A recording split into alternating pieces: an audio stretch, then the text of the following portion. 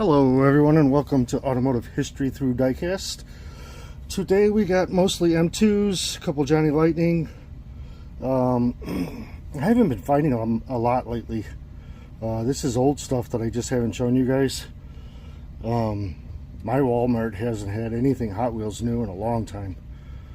I don't know if that's the tariff thing, if they're just restocking, if people are buying the whole thing before it even gets on the shelf. I don't know.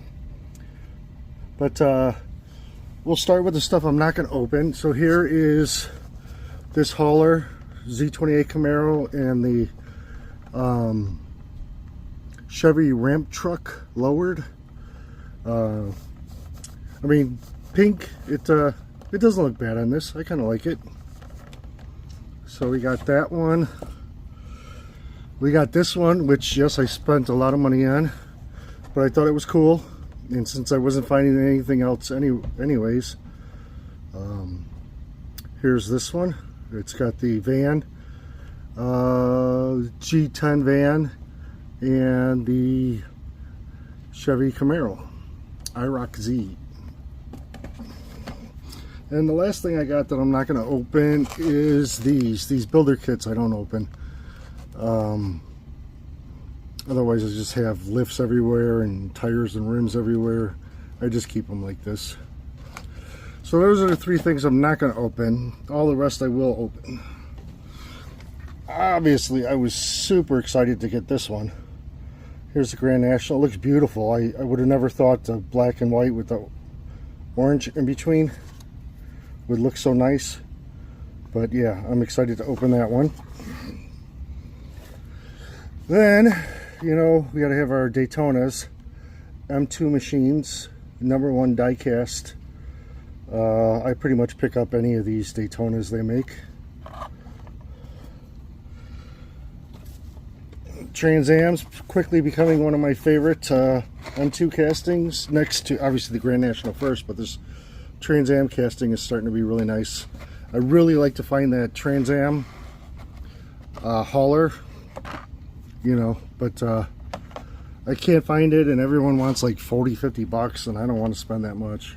Here's another Trans Am with Dad. Of course, you know, I have kids, so that one's appropriate. Then we got this really cool 2002, which will be the last year for this body style, SS 35th anniversary Camaro. So instead of being red with the silver, they did silver with black, which is kind of cool. Excited to open that. And then we have this Yenko Nova. I haven't really seen many Novas, so when it was Nova and a Yenko, I grabbed it. And then last but not least, we have the Shelby continuation, 50th anniversary continuation in all chrome. I thought that was pretty sharp, so I grabbed it. Alright, let me pause you guys, open some stuff up, and we'll take a look at it. Alright, before we talk about these cars, I want to talk about that number in the beginning. It's made my hunting adventure quite interesting, because now not only do I ask myself, do I want it? Is it worth it? Do I want it? And now I ask myself, is it worth adding to that number? So it has made me more aware, which I think is kind of interesting. I don't know so much how much it'll make me spend less, but it has made me aware. Alright, so here's the Shelby Cobra. This is more like the race car version. Super cool. It's all chromed out, but it still has the silver stripes. And then here's more like the street version. I mean, who doesn't like a chrome Cobra? I mean, that thing is just awesome. Rubber wheels, Goodyears. I mean, super cool. Then we have this anniversary Camaro. Like I said, it's usually red with silver stripes, I believe. So this one's silver with black stripes is really, really cool. They really never made it. But it's cool to see kind of what could have been. And then here's that 70 Yenko. I mean, I know 70 Yenko Camaros, Yenko Chevelles. I don't remember there being any Yenko Novas. I'll have to look into that. I'm sure there was, because they had Yenko Corvairs, so curious to see how many Novas they made. Then we have the Coke Dad Trans Am, red and white interior, very sharp.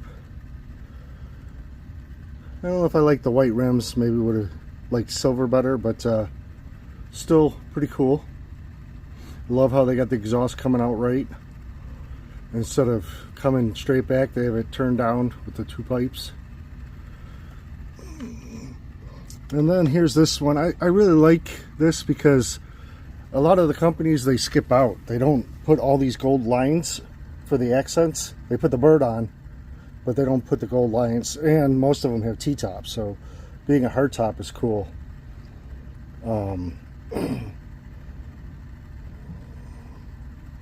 Yeah, I believe Smoking the Bandits was a 77, not a 78. Could be wrong though. Then we have the Daytona with M2 all over it. Pretty cool.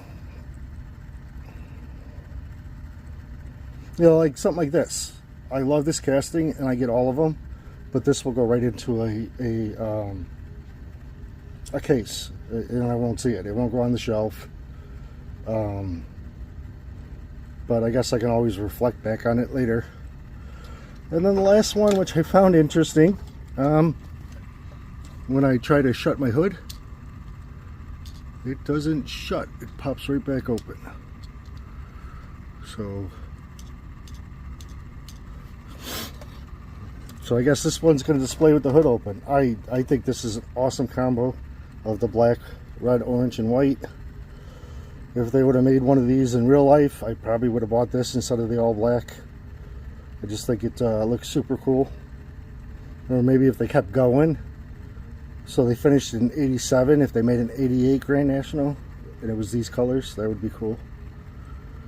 Alright, I appreciate everyone stopping by. Please like and subscribe. And remember, if you're not living, you're dying.